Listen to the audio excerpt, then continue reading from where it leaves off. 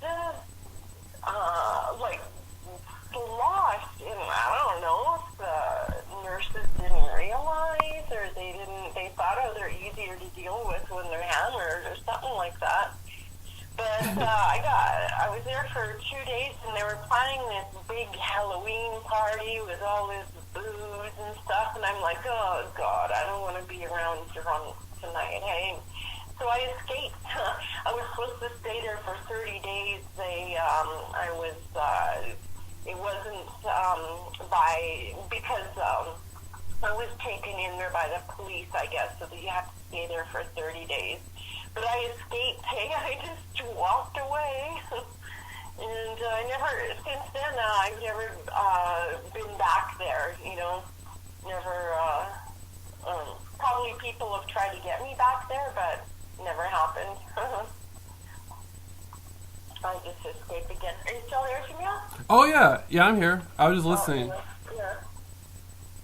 I have you on speakerphone, so just, some people say that they can't hear me very well, so I hope that, if you can't hear me very well, I'll put you back on, I don't like to hold my cell phone close to my head for a long time. Mm-hmm. So, but yeah, it was funny. I escaped, and then they had me down as a missing person. So yeah, just weird things, hey. And then when I was in the back of the police car, I was reading, and everything was all bullshit. What they had written about me, that I'm a drug user, and I take ketamine, but meanwhile I was telling them I was drugged with ketamine, right? And that I'm mentally ill and dangerous and all this stuff, and the cops kept trying to turn the computer screen away from me, and I was still looking, and yeah, it is fun to play games with them, and I think now that I'm talking to a few more people like you, and looking at the videos where other people have actually turned around and confronted these people, I'm feeling brave enough that I can do that now, I think, Yeah, well, that's why I was commenting earlier when we were speaking the other night, or I think it was the other night. I was saying one of the first things is, talking to the people about you being gang stalked. Whether it's the guy who runs the building, or it's somebody that you're approaching on the street, or is approaching you on the street, just to speak your own voice, that'll help you. It's spiritual too. It'll help you clear your throat chakra. And absolutely. Right. And create awareness about it. And yeah, absolutely. We definitely need to start talking, and I guess maybe I had to ignore it just to survive there for a while.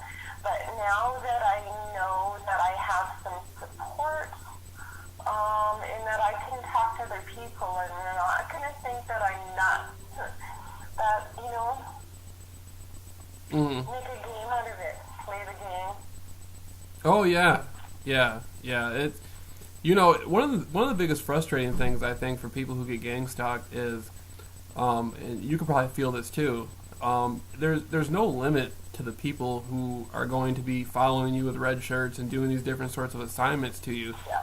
So it's a great energy, distraction, because there's constantly an influx of all these people involved with these assignments, and so that's one of the reasons why being vocal and telling people that you're being gang stalked, what's going on, because they're never going to run out of, it's not just a small group of people. There's a small group of people that are more intimate with your group stalking. There's a very small amount of people who know specifically that this is meant to basically try to psychologically damage you, or, electronic weapons, you being covertly drugged. That's not a big group that knows about the intimate details of you being personally targeted and stalked. There's a much larger group of people who, many of them don't even know what gang stalking is. They're being told something completely different, and they're out there following you around, doing these little assignments on you, participating in the mimicking, the street theater. Those are the people that are most interested. Those are the people that would benefit you the most to approach and talk to. you know. Right, And, exactly, because they're told things like, oh, carry this little monitor around, and we're going to direct you to follow this person because we want to see what her buying habits are, or something like that. That's what they're told, hey? yeah, yeah. And so,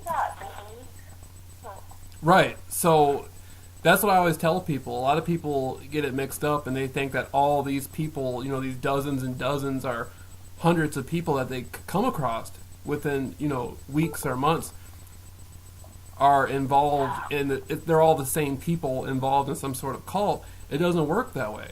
These people are approached through app technology, approached through coworkers, approached through friends, and told basically, hey, you know, this is why we want you to do. So they don't know what gang stalking is. They just know they're getting paid a few dollars, or they're getting a gas card or some sort of benefit, or somehow they're a part of something special or important. Yada yada. It's the same story over and over again. And they're doing a good thing, like the community watch. Oh, this person's selling drugs or something like that. They think that they're doing a good thing by, you know, the wolf in sheep's clothing, I have discovered, is so often, you know, when things are too good to be true, when people are too nice to you, watch out. Yeah, and so it's an awful situation that the average person's going through, is being gang stalked. But so creating that communication line, like once I started being more vocal and talking to the people around me and asking them questions, a lot of them opened up to me and told me a little bit more about it. And so I stopped associating them as being intimate with gang stalking. I started seeing from their perspective how it's easy for them to get a prepaid credit card. It's easy for them to do this. And then, again, if you're more interested in somebody, like, again, if there's, especially with women, I've noticed, then the people will come in on foot. Certain individuals will come in and speak to the person more directly and get them to give them more details and try to condition the person to do more extra stuff against me, you know, and right, and it's insane. And I've been out walking a couple times. This is a long time ago, and I've seen how from time to time some of the people who are more involved in that, they'll come out and walk by me and want to get a good look at me. Me too. Mm-hmm. They want to do an energy reading of you. They want to see how strong you are. They want to get a perception of how they can try to mess with your life and damage you. They want to get a good energy aura reading of you. And most of the time, by looking at them, I can tell that these people are involved in, they may be involved in more like occult science type stuff. Their only true interest is to mess with the individual's mind, to see how can we mess this person's mind up. How can we create them a state of panic? How can we create a state of paranoia? That's the only thing they're interested in. And I've seen it walk up to me and look at me and do it. And I knew they weren't an average person gang stalking me. I could tell by the way they were looking at me. And this happened three times. It's probably happened way more than that. I just wasn't paying attention. But it's been about 3 times. I could tell by looking at the individuals. They knew exactly what I was. They knew exactly what I was going through. They were watching me from a peripheral view, and when someone looks you directly in the face, right, for a few seconds, and that happens to me all the time, that's more than just a quick glance, you know, and like you say, they're studying you, and they're looking at your face, and just the gaze lasts for like 5 seconds or so, right? And I think that's why I learned to just ignore people, not even look at people. But you can, you know, out of the corner of your eye, you're being surrounded in a store by people, and then immediately I'll just move to another section. And it's so funny, almost every store, maybe not every store, but the bigger stores especially I go into, I go into a lot of like health food stores and like that. There's not a lot of people that come in there, but I'll be the only one coming in, and then all of a sudden there's 20 people there, and then all of a sudden they're gone again. You know, it's so funny. and that would be a good opportunity to say something like, wow, there is a kind of a rush of people. Does that happen too much or too often, or to the store clerk or owner or whatever, right? Yeah, most definitely. Have you had any like strange dreams that you think are connected to the? I have, and it has mostly to do with my family. So that could be some things, but I hardly ever remember my dreams anymore.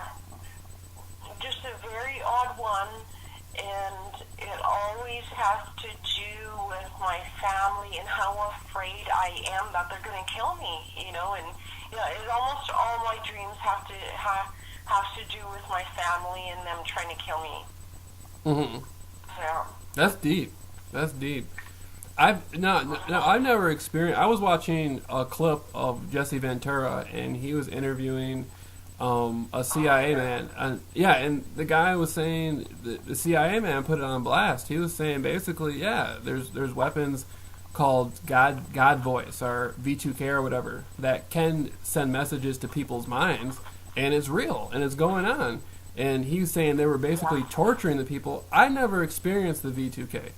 But based on all the stories I've heard from numerous people who said it's happened to them, and based on things like that, like basically insiders coming out and saying it's real, I mean, how much more, if people want proof, like how much more proof do you need? Like you actually got the people on national television saying it's real. And so, right, and so for me, it just things like that just go to, this stuff's real. But I have had strange dreams that seemed beyond my own dreaming capabilities, if that makes sense. And I don't know if there is a such thing where, they can make people hear voices. I mean, I guess they it's possible there could be some sort of way to interfere with a person's, brain waves while they're asleep and attempt to manipulate them. I'm trying to put it into perspective to where it makes sense, but I do believe that technology may exist.